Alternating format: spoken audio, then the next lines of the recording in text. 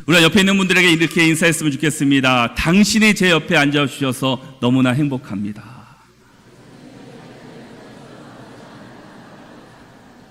행복하시죠? 하나님께서는 성경을 통해서 여러 가지 비유의 말씀을 통해서 우리의 삶을 또한 바라보게 하십니다. 때로는 자연 법칙의 숭의에 따라서 수확할 때까지 인내하며 거둬야 하는 농부에 비유하기도 합니다. 또는 칼과 창과 방패와 같은 무기로 무장하고 전쟁터에 나가야 하는 군사에 비유하기도 합니다. 오늘의 말씀처럼 목적을 가지고 달려가야 하는 경주자의 우리의 모습을 비유하고 있습니다. 우리는 이 세상을 살아갈 때 누구나 목적과 목표를 세우고 살아갑니다. 이 자리에 계신 모든 분들도 마찬가지일 것입니다. 다 각자 나름대로의 목적과 목표를 가지고 살아갈 겁니다. 그 목표와 목적이 큰 것일 수도 있고 아니면 사소한 것일 수도 있습니다. 그것이 주를 위한 것일 수도 있고 개인이나 세상을 위한 그런 목적과 목표일 수도 있습니다. 우리가 목표를 세우며 살아가는 것이 매우 중요하지만 더 중요한 것은 그 목표를 끝까지 이루어가는 겁니다. 근데 많은 사람들이 어떻습니까? 목표와 목적을 세우지만 오래가지 못하고 며칠 지나서 흐지부지 됩니다. 그래서 다시금 세워야 하는 우리의 모습을 바라보게 됩니다. 이런 우리를 향해서 오늘 본문 14절 말씀 가운데서는 우리에게 이렇게 말씀하고 있습니다. 우리 14절을 같이 읽겠습니다. 둯대를 향하여 그리스도 예수 안에서 하나님이 위에서 부르신 부름의 상을 위하여 달려가노라. 오늘 본문에서는 우리에게 둯대를 향하여 달려가야 한다라고 말씀합니다. 둯대를 향하여 나가라고 말씀합니다. 바로 우리는 하나님이 예비해 주신 그 둯대를 향하여 달려가야 하는 사람들입니다. 그 둯대를 향하여 달려가야 하는 우리가 과연 어떠한 마음을 가지고 어떠한 자세를 가지고 우리가 살아가야 할까요? 오늘 본문 가운데서는 그것을 우리에게 말씀해 주고 있습니다. 우리 12절 말씀을 함께 읽도록 하겠습니다. 함께 읽겠습니다.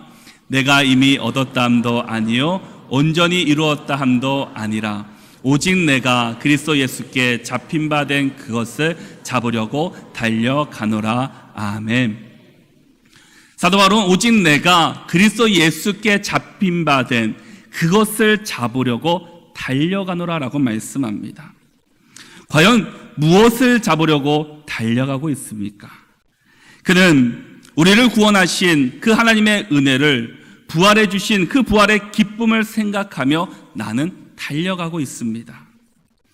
하나님이 부르신 분명한 목적을 가지고 나가고 있습니다라고 말하고 있습니다. 우리가 믿음의 경주를 끝까지 달리기 위해서는 우리를 부르신 목적과 사명을 분명히 알아야 합니다. 사도 바울은 바로 그것을 알았습니다. 하나님께서 나를 왜 부르셨는지, 예수님께서 나를 왜 부르셨는지 그것을 알았기 때문에 하나님께서 말씀하시는 그 둯대를 향하여 내가 지금도 달려간다라고 말하고 있습니다. 사도 바울은 나는 예수께 사로잡힌 사람입니다라고 고백합니다. 바로 우리도 우리의 삶 가운데 예수님께 붙잡힌 사람이 되어야 합니다. 우리가 목적을 가지고 사명을 가지고 달려가기 위해서는 우리 또한 예수님께 붙잡힐 때 우리가 그 사명의 자리를 힘차게 달려갈 수 있고 끝까지 달려갈 수 있게 됩니다. 그러기에 분명한 사명이 있어야 합니다. 분명한 목적이 있어야 합니다. 나의 삶의 목표를 온전히 하나님께 맞추어 가야 합니다. 그럴 때 우리가 하나님 주신 사명을 감당할 수 있고 그 사명을 위해서 우리는 싸워 나갈 수 있습니다. 하나님께서 여러분에게 주신 사명은 무엇입니까? 여러분에게 주신 목적은 과연 무엇입니까? 그것을 위해 달려가고 계십니까? 그것을 바라보며 지금도 뛰어가고 있습니까? 하나님은 우리 한 사람 한 사람을 부르셨습니다. 붙잡아 주셨습니다. 우리 모두가 하나님께 붙잡혀 살기를 원하고 있습니다. 사도 바울이 죽을 고비를 수없이 넘기면서 복음을 전할 수 있었던 이유가 과연 무엇이겠습니까? 그는 예수님께 붙잡혔기 때문입니다. 그렇기 때문에 그가 죽을 고비를 수없이 넘기면서도, 매를 맞으면서도 그것을 포기하지 않고 끝까지 달려갈 수 있었습니다. 만약에 사도 바울이 하나님의 목적의 사명이 아니라 자신의 개인적인 이익과 목적과 명예와 권력을 이루려고 전도의 사명을 감당했다면 1차 전도 여행하고 그 사명은 끝이 났을 겁니다. 2차, 3차 전도 여행은 우리가 듣지도 못했을 겁니다. 사도 바울이 그 힘든 가운데서도 할 수 있었던 것은 나를 부르신 하나님의 은혜가 있었기 때문에, 나를 부르신 하나님의 사명이 있었기 때문에 그는 그 놀라운 사명을 감당할 수 있게 되었다라는 겁니다. 사도 바울은 예수님이 누구신지를 분명히 알았습니다. 예수님이 어떠한 분이신지를 분명히 깨달았던 사람입니다. 오늘 보면 10절에서 12절 말씀 가운데 우리에게 그것을 말씀해 주고 있습니다. 우리 함께 10절에서 12절 말씀을 함께 읽겠습니다. 내가 그리스도와 그 부활의 권능과 그 고난에 참여함을 알고자 하여 그의 죽으심을 본받아 어떻게 해서든지 죽은 자 가운데서 부활에 이르려 하노니 내가 이미 얻었다함도 아니요 온전히 이루었다함도 아니라 오직 내가 그리스도 예수께 잡힌 바 된 그것을 잡으려고 달려가노라. 아멘. 사도 바울은 내가 그리스도와 그 부활의 권능과 그 고난에 참여함을 알고자 그의 죽으심을 본받아 어떻게 해서든지 죽은 자 가운데서 그 부활에 이르려 하노라라고 말씀합니다. 이것을 알았기 때문에, 하나님의 은혜와 부활의 역사를 알았기 때문에 사도 바울은 나는 지금 그것을 잡기 위해 달려간다라고 말씀하고 있습니다. 사도 바울은 그리스도 예수께 잡힌 바 되었다라고 말씀합니다. 우리가 아는 것처럼 사도 바울은 예수님을 믿는 사람들을 핍박하고 잡아다가 옥에 가두는 일을 했던 사람입니다. 그런데 어느 날 다메섹 도상에서 예수님의 음성을 듣습니다. 예수님을 만났습니다.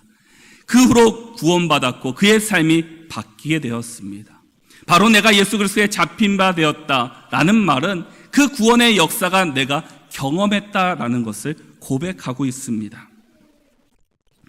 그 사건으로 인해서 사도 바울은 그때부터 주님께 붙잡힌 사람이 되었습니다. 그래서 그의 가치관이, 그의 모습이, 그의 생각이 달라지기 시작합니다. 원래 사도 바울은 어떤 사람이었습니까? 5절과 6절에서는 사도 바울을 이렇게 소개하고 있습니다. 우리 5절과 6절 말씀을 같이 읽겠습니다. 내가 8일 만에 할례를 받고 이스라엘 족속이요 베냐민 지파요 히브리인 중에 히브리인이요 율법으로는 바리새인이요 열심으로는 교회를 박해하고 율법의 의로는 흠이 없는 자라. 아멘. 사도 바울은 8일 만에 할례를 받은 사람입니다. 이스라엘 족속이었고 베냐민 지파였고 히브리인 중에서도 히브리 사람입니다. 열심이 있었고 바리새인이었고 율법에는 흠이 없는 사람이었습니다.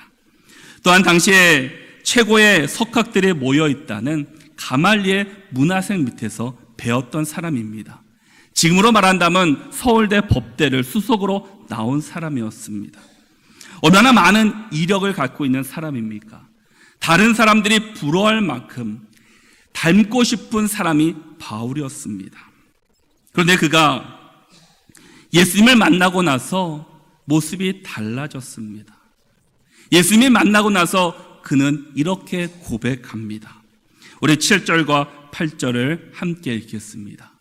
그러나 무엇이든지 내게 유익하던 것을 내가 그리스도를 위하여 다 해로 여길 뿐더러 또한 모든 것을 해로 여김은 내 주 그리스도 예수를 아는 지식이 가장 고상하기 때문이라. 내가 그를 위하여 모든 것을 잃어버리고 배설물로 여김은 그리스도를 얻고. 아멘. 어느 누구보다도 화려한 이력을 가진 사도 바울이 내가 갖고 있던 이 많은 것들을 배설물로 여깁니다라고 말하고 있습니다. 어떻게 해서 그가 힘들게 얻은 명예와 권력, 그 신분을 배설물로 여길 수 있었습니까? 그는 이렇게 고백합니다. 그리스도 예수를 아는 지식이 더 고상함을 내가 알게 되었습니다. 하나님보다 더 위대한 것은 없습니다. 세상 것이 최고인 것처럼 내가 지금까지 알았는데 하나님을 알고 나니까, 예수님을 알고 나니까 그보다 뛰어난 게 없습니다. 내 이전의 모든 것을 다 배설물로 여깁니다. 나는 지금부터 오직 예수 그리스도, 십자가만 바라보고 살아가겠습니다 라고 그는 고백하고 있습니다. 우리의 믿음이 이런 믿음이 되시기를 바랍니다. 내가 예수님을 믿고 있지만 내가 아직도 세상 것을 붙잡고 살고 있다면 그것을 과감히 떨쳐버리고 오직 예수 그리스도, 그 십자가의 은혜를 기억하며 우리가 살아가시기를 바랍니다. 예수님의 사명이 무엇입니까? 예수님께서 우리를 부르신 목적이 무엇입니까? 그 목적을 깨닫기를 바랍니다. 우리가 예수님을 믿는다고 해서 다 예수님의 사람은 아닙니다. 우리가 예수님을 믿고 있지만 우리 중심에 예수님을 모셔야 합니다. 우리가 말로만 그리스도인, 하나님의 자녀입니다, 백성입니다 라고 말하는 것이 아니라 우리 중심 가운데 그 예수님이 함께 해야 합니다. 그 예수님을 모시고 우리가 살아가야 합니다. 바로 예수님께서 우리를 부르신 분명한 목적과 사명을 알 때 우리는 하나님께서 예배해 주신 그 표대를 향하여 우리는 끝까지 달려갈 수 있게 됩니다. 우리 오직 예수 그리스도 십자가를 바라보며 끝까지 힘써 달려갈 수 있는 저와 여러분들이 다 되시기를 바랍니다. 우리 13절 말씀을 함께 읽겠습니다. 형제들아, 나는 아직 내가 잡은 줄로 여기지 아니하고 오직 한 일 즉 뒤에 있는 것은 잊어버리고 앞에 있는 것을 잡으려고. 아멘. 우리 모두가 신앙의 경주에서 끝까지 달려가기 위해서는 뒤의 것을 바라보지 말고 앞의 것을 바라보면서 달려가야 합니다. 사도 바울은 뒤에 있는 것은 잊어버리고 앞에 있는 것을 잡으려고 나는 달려간다라고 말하고 있습니다. 우리는 앞을 향해 달려가야 하는 사람들입니다. 그런데 많은 사람들은 어떻습니까? 앞을 향해 달려가기보다는 뒤의 것에 매여 있습니다. 과거에 매여 살아갑니다. 내가 과거에는 이런 사람이었는데, 내가 왕년에는 이런 사람이었는데, 과거를 자랑하며 과거에 묶여 앞으로 달려가지 못하는 우리의 사람의 모습을 바라볼 수 있습니다. 사실 과거에 대해서 이야기하자면 사도 바울만큼 과거에 대해서 말할 수 있는 사람이 어디 있겠습니까? 우리가 앞에서 본 말씀처럼 사도 바울은 8일 만에 할례를 받은 사람입니다. 베냐민 지파여 히브리인 중에서도 히브리인 사람입니다. 바리새인이었고 율법에는 흠이 없을 정도로 대단한 사람입니다. 모든 분야에서 완벽할 정도로 많은 사람들이 부러워할 만큼 그런 화려한 이력을 가지고 있는 사람입니다. 요즘 말한다면 금수저를 가지고 태어난 사람이 사도 바울이 아닌가 생각해 볼 수 있습니다. 그러면 이처럼 그에게 과거에 화려함만 있었습니까? 아닙니다. 그는 과거에 수없이 많은 믿는 사람들을 붙잡아서 옥에 가두었던 사람입니다. 단지 그리스도를 믿는다는 이유로 옥에 가두었던, 그 일을 했던 사람이 바로 바울이었습니다. 심지어는 신실한 일꾼이었던 그 집사 스데반 집사를 죽인 사람이 바로 바울입니다. 과거의 영광과 함께 과거의 부끄러운 과거를 가진 사람이 바로 바울이었습니다. 그러나 그는 지금 이렇게 고백하고 있습니다. 나는 과거에 매이지 않고 앞을 바라보며 달려가겠습니다. 앞을 향해 내가 달려가겠습니다 라고 고백하고 있습니다. 혹시 우리 가운데 이런 모습을 갖고 있는 분들이 계시지는 않으십니까? 과거의 영광으로 말미암아 과거에 매여 있는 분들, 과거의 실패와 아픔으로 인해서 앞을 향해 나가지 못하는 우리의 연약한 모습을 혹시 발견해 보지 않으십니까? 예수님은 어땠습니까? 예수님은 들에서 말씀을 전하시다가 먹을 것이 없어 줄인 사람들에게 배불리 먹이셨습니다. 병들어 아파 있는 사람들에게 다가가셔서 그들을 고쳐주셨습니다. 죽은 자를 살리셨습니다. 얼마나 큰 영광이 받을 수 있는 모습입니까? 그러나 예수님은 그렇게 하지 않으셨습니다. 또한 예수님을 조롱했던, 배신했던 많은 사람들이 있었습니다. 특히 베드로는 어떻습니까? 예수님을 3번이나 부인했습니다. 그러나 예수님은 베드로를 찾아가서 이렇게 말씀합니다. 내가 나를 사랑하느냐? 내가 나를 사랑하느냐? 묻고 계십니다. 얼마든지 영광스러운 그 하나님 우편에서 보좌 가운데 살아갈 수 있었지만 예수님은 그렇지 않으시고 이 땅 가운데 오셔서 하나님의 일을 감당해 주셨습니다. 얼마든지 이 땅 가운데서도 많은 사람들을 모아서 영광 가운데 살아갈 수 있었지만 그렇게 하지 않으시고 십자가를 지셨습니다. 얼마든지 피하고 싶은 자리였습니다.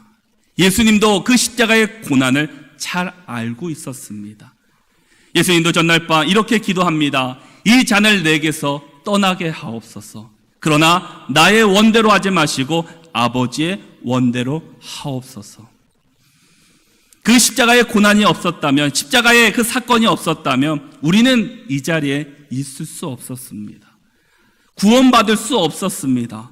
그러나 예수님께서는 그 하나님의 사명이 있었기 때문에, 하나님께서 보여주신 그 앞을 향해 달려갈 수 있는 그것이 있었기 때문에 그것을 감당하셨습니다.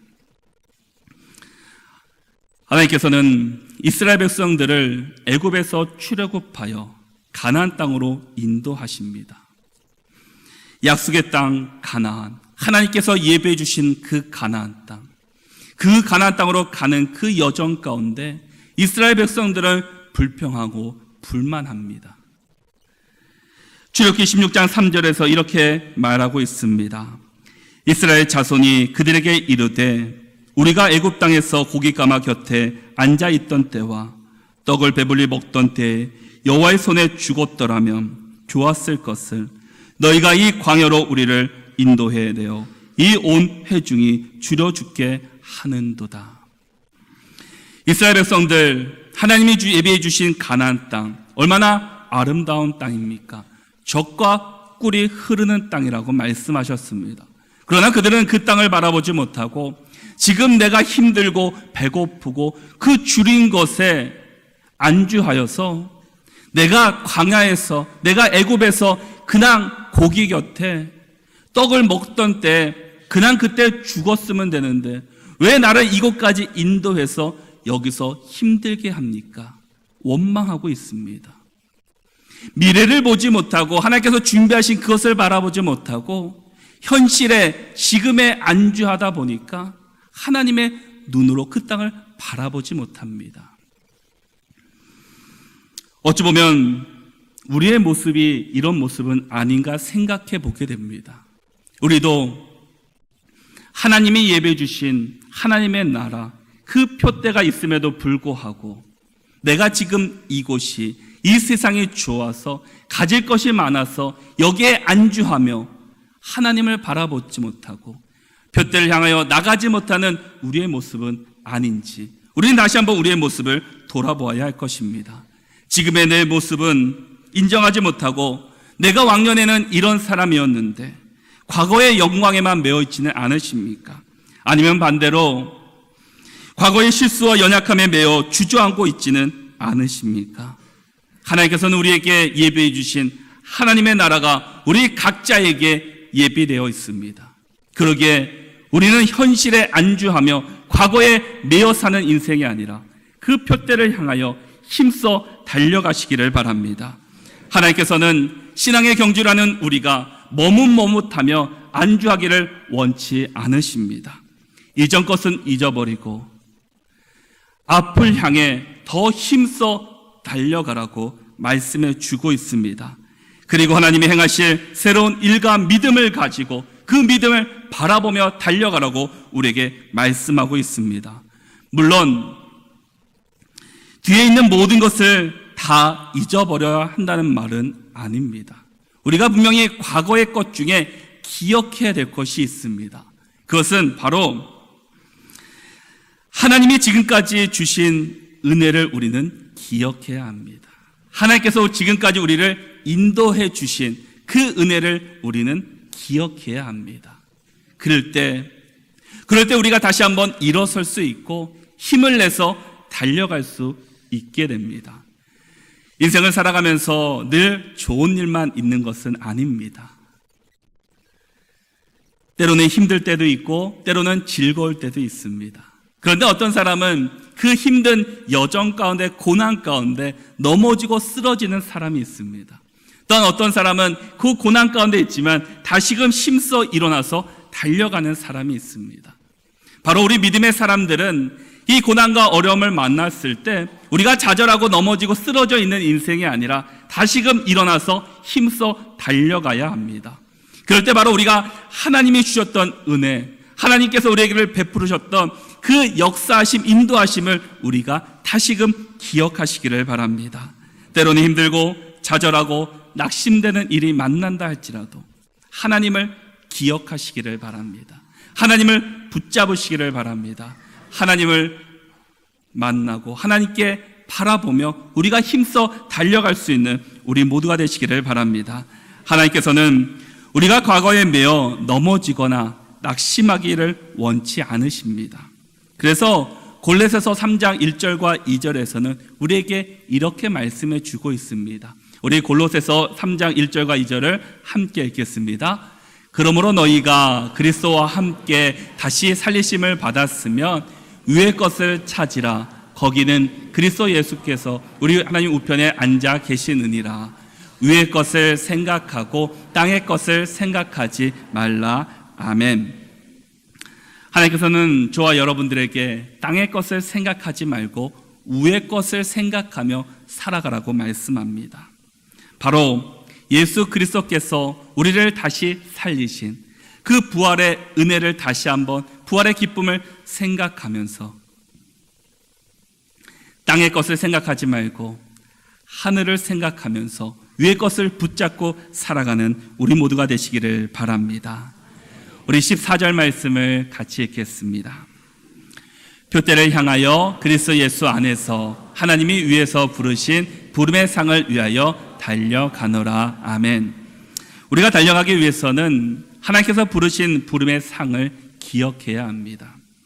혹시 한국을 대표하는 선수들이 훈련하는 선수촌이 텔레비에 나온 것을 본 적이 있으십니까? 그 선수들의 모습을 보면 너무나 많은, 우리가 감당하기 힘든 훈련하는 모습을 보게 됩니다. 여기 있는 선수들은 한국에서 1등뿐만 아니라 세계에서도 1등하는 선수들이 있습니다. 나이는 대부분 20살 대 선수들입니다. 얼마나 놀고 싶은 것들이 많겠습니까? 하고 싶은 일이 많이 있습니까? 그럼에도 불구하고 그들이 그 삶을 포기하고 왜 훈련에 매진합니까? 오직 하나였습니다. 바로 대회에 나가서, 올림픽에 나가서 금메달을 받는 겁니다. 최고의 상을 받기 위해서 그들은 끊임없이 훈련을 합니다. 어찌 보면 우리도 믿음의 경주에서 끊임없이 훈련을 해야 합니다. 믿음의 훈련이 있어야 합니다. 신앙의 훈련을 해야 합니다. 그럴 때 우리가 힘써 나갈 수 있고 달려갈 수 있게 됩니다. 우리가 끝까지 달리기 위해서 우리는 분명히 하나님이 우리를 위해서 예배해 주신 생명의 면류관, 의의 면류관, 영광의 면류관을 바라보면서 달려가시기를 바랍니다. 혹시 여기 가운데 마라톤을 하시는 분들이 계십니까? 이 마라톤 경기는 42.195km를 뛰는 경기입니다. 매우 힘든 경기입니다. 세계적인 선수들을 보면은 100m를 거의 20대 이내로 꾸준히 달려야지 세계에서 그 높은 성적을 거둘 수 있다고 합니다. 그런데 마라톤 하다 보면은 두 번의 가장 힘든 그들이 말하는 사점이라는 것이 있다고 합니다. 그 초반에 10km 그리고 후반부에 37km 지점이 바로 사점이라고 합니다. 그래서 많은 사람들이 그곳에서 포기한다고 합니다. 그런데 어떤 선수에게 이렇게 물었습니다. 그러면 당신은 어떻게 그 지점을 통과하십니까? 그랬더니 이렇게 대답을 했다고 합니다. 저는 그 지점을 지날 때마다, 힘들 때마다 먼저 가족을 생각합니다. 그리고 부모님을 생각합니다. 그리고 결승점을 1등으로 통과해서 가장 높은 곳에 자신이 서 있는 그 모습을 생각하면서 그것을 달려갑니다라고 이야기를 합니다. 많은 사람들이 우리의 신앙의 모습을, 신앙생활을 마라톤에 비교합니다. 우리의 신앙생활을 할 때도 때로는 힘든 때를 만날 때가 있습니다. 누구나 그 지점을 통과합니다. 그 지점을 통과할 때 과연 우리는 무엇을 생각해야겠습니까? 어떤 힘으로 그 지점을 통과하시렵니까?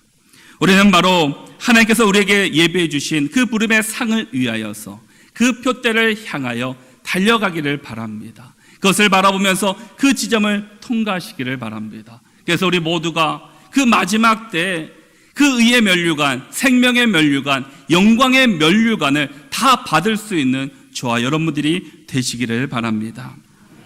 사도 바울은 마지막 유언으로 디모데후서 4장 7절과 8절에서 이렇게 말씀하고 있습니다.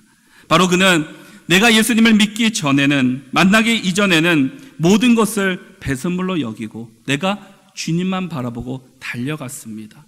내가 이렇게 달려갈 수 있었던 이유를 이렇게 고백하고 있습니다. 디모데후서 4장 7절과 8절의 말씀을 함께 읽어보겠습니다. 나는 선한 싸움을 싸우고 나의 달려갈 길을 마치고 믿음을 지켰으니 이제 후로는 나를 위하여 의의 면류관이 예비되었으므로 주 곧 의로우신 재판장이 그날에 내게 주실 것이며 내게만 아니라 주의 나타나심을 사모하는 모든 자에게 도니라. 아멘. 무엇을 바라보며 달려갑니까? 이제 후로는 나를 위하여 의의 면류관이 예비되었다.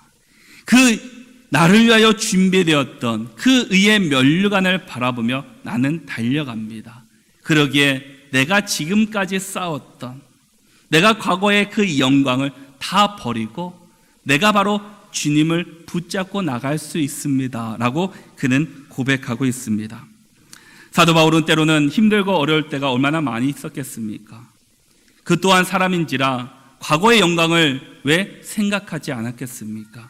그러나 그럼에도 불구하고 나갈 수 있었던 것은 바로 의의 면류관이 나에게 예비되었음을 확신히 알았기 때문이었습니다. 배가 앞으로 전진하기 위해서는 힘써 노를 저어야 합니다. 그런데 노를 젓지 않고 있으면 배는 어떻게 될까요? 가만히 머물러 있는 것이 아니라 뒤로 밀려가게 됩니다. 어찌 보면 우리의 신앙도 마찬가지입니다. 우리의 신앙도 가만히 있으면 나의 신앙이 지금처럼 유지되는 것 같지만 그러지 않고 뒤로 점점점 믿음이 약해집니다. 그래서 베드로전서 5장 8절에서는 우리에게 이렇게 말씀하고 있습니다. 근신하라 깨어라 너희 대적 마귀가 우는 사자같이 두루 다니며 삼킬 자를 찾나니. 마귀는 지금도 우리를 유혹하려고 삼키려고 찾고 있습니다. 마귀가 제일 싫어하는 것이 무엇입니까? 예수님께 힘써 나가는 것을 싫어합니다. 우리가 어떻게 해서든지 중간에 포기하기를 원하고 있습니다. 우리가 현재만 안주하고 만족하는 것이 아니라 우리의 신앙이 지금에 머물러 있는 것이 아니라 우리 신앙을 더 힘써서 앞으로 더 힘써 전진해 나갈 수 있는 저와 여러분들 되시기를 바랍니다. 사도 바울이 죽을 고비를 수차례 넘기면서도 곳곳에서 다니며 복음을 전할 수 있었던 이유는 바로 그에게 예비되어 주신, 하나님이 그에게 주신 사명과 그 면류관이 예비되었음을 알았기 때문입니다. 우리도 앞으로 하나님께서 예비해 주신 그 면류관을 받기까지 몇 년을 더 뛰어야 하고 수고해야 될지 그것은 아무도 모릅니다. 그러나 우리는 중요한 것은 포기하지 말아야 합니다. 끝까지 달려가야 합니다. 우리가 힘써 달려갈 때 하나님께서 기뻐하시고 하나님께서는 우리를 만나 주십니다. 올림픽 선수 가운데 가장 큰 박수갈채를 받은 사람이 있었습니다.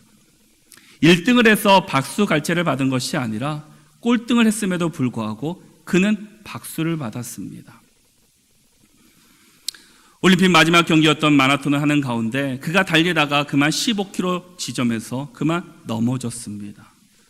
몸 곳곳에 부상을 입었습니다. 더 이상 뛸 수 없는 상황이 되었습니다. 그러나 그는 다시금 일어나서 뛰게 됩니다. 다른 사람들이 다 그를 앞서 지나갑니다. 모든 사람이 다 결승점에 통과했지만 그는 보이지 않았습니다. 시간이 한참 지났습니다. 처음 본 발치에서 한 사람이 뛰어오고 있었습니다. 바로 이 사람이었습니다. 몸에는 피가 범벅되었습니다.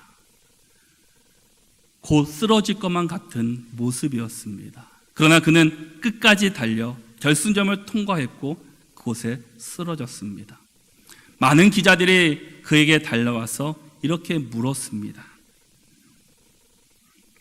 어차피 꼴찌라는 것을 알았을 텐데 왜 끝까지 이렇게 힘들며 피 흘리며 달려오셨습니까? 그는 이렇게 대답합니다. 나의 조국은 나를 믿고 먼 이곳까지 나를 보냈습니다. 나는 조국의 금메달을 가지고 돌아가지는 못하지만 나의 조국의 불명예는 끼치지 않겠습니다. 우리는 어떻습니까? 우리 하나님께서는 모두가 1등하기를 원치는 않으십니다. 그러나 하나님께서 우리에게 끝까지 달려오기를 원하고 계십니다. 때로는 힘들고 어렵고 때로는 좌절하고 넘어질지라도 마지막 그 의의 면류관 하나님의 나라에 우리 모두가 들어오기를 원하고 계십니까? 우리는 아직 달려갈 길이 많이 남았습니다. 더 열심히 힘써 달려가야 합니다. 그러기 위해서는 먼저 우리가 다시 한번 하나님께서 나를 부르신 그 사명 목적을 깨닫기 바랍니다. 그리고 과거의 그 영광에만 실패에만 묶여 사는 것이 아니라 하나님께서 예비해 주신 그 하나님의 나라, 그 영광스러운 보좌를 바라보며 나가시기를 바랍니다. 그 보좌에는 의의 면류관이, 생명의 면류관이, 영광의 면류관이 우리를 예비하고 계십니다. 여기에 계신 모든 분들이 그 면류관을 다 받기를 바랍니다. 그걸 위해서 우리가 힘써 끝까지 달려가시고, 그래서 우리 모두가 다시금 하나님의 나라에서 만나서 하나님의 영광을 누릴 수 있는 저와 여러분들이 되시기를 바랍니다. 우리 모두가 우리를 위해 예비하신 하나님의 나라를 소망하며 끝까지 달려 승리하는 우리 모두가 다 되시기를 바랍니다. 우리 함께 찬양하겠습니다. 주는 완전합니다. 주여 우린 연약합니다. 주여 우린 연약합니다. 우리 오늘을 힘겨워합니다. 주들 이루며 살기에 부족합니다. 우린 연약합니다. 주여 우린 넘어집니다. 주여 우린 넘어집니다.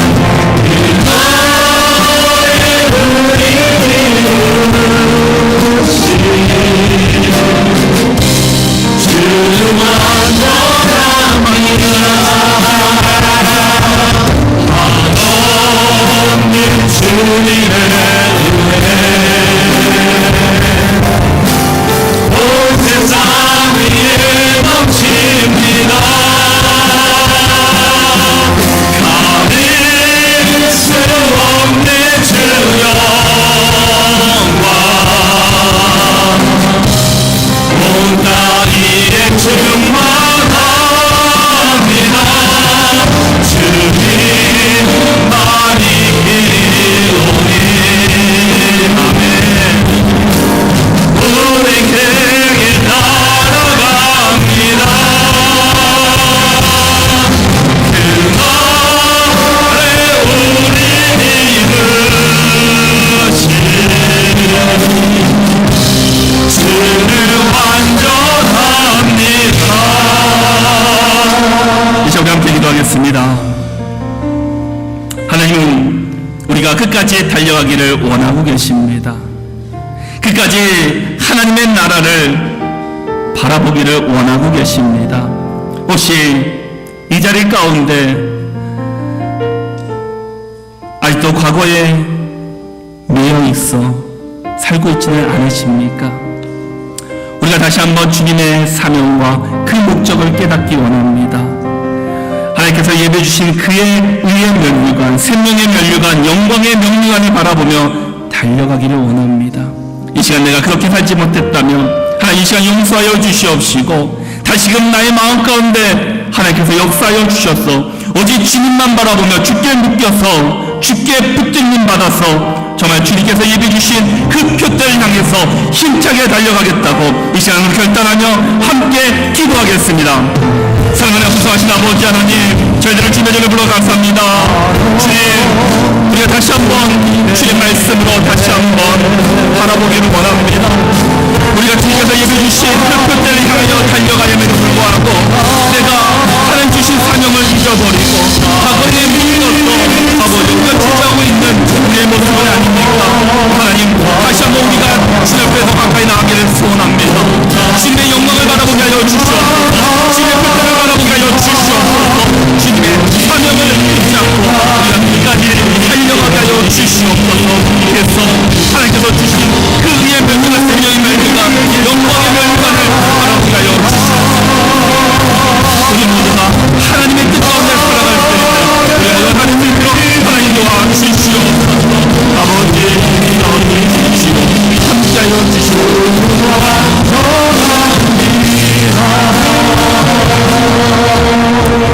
사랑하는 부사하신 아버지 하나님, 저녁 가운데 말씀으로 함께하여 주시니 감사를 드립니다. 주의 말씀처럼 끝까지 달려가야 하는데 우리가 지금 현실에 안주하며 머물러 있었던 우리의 모습을 다시 한번 돌아보게 됩니다. 하나님이 주신 사명과 목적을 다시 한번 무장시켜 주시고 우리가 과거에 매어 사는 것이 아니라 하나님께서 예배 주신 그 하나님의 나라를 바라보며 달려가게 하여 주시옵소서. 그래서 우리 모두가 의의 면류관, 생명의 면류관, 영광의 면류관을 다 받아 누릴 수 있는 믿음의 사람들이 될 수 있도록 함께하여 주시옵소서. 그래서 한 주간도 말씀 따라 살게 하여 주시고 말씀 붙들고 살아갈 수 있는 믿음의 한 주간이 될 수 있도록 역사하여 주옵소서. 감사하며 예수님의 이름으로 기도하옵나이다. 아멘. 우리 다 함께 일어나셔서 주가 일하시네 함께 찬양하겠습니다.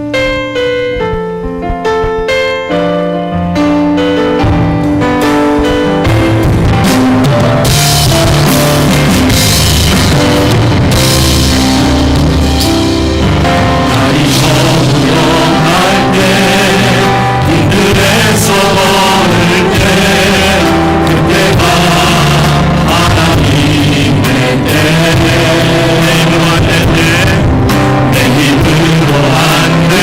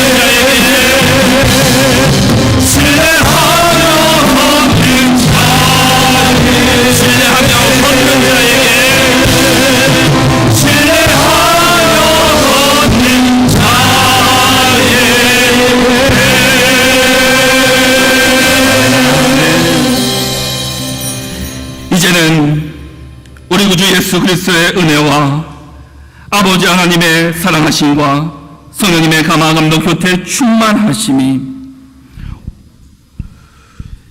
표대를 향하여 오직 주의 말씀 붙들고 살기로 결단하는 성도들 머리 위에와 우리의 심령과 우리의 가정과 직장, 사업장 위에, 우리 중종교회 위에, 우리가 또 품고 있는 VIP 위에, 우리나라와 한국교회를 위해, 또한 목회 연구 주간을 보내고 계시는 담임 목사님의 모든 일정 위에 영원토록 함께 하시기를 축원하옵나이다.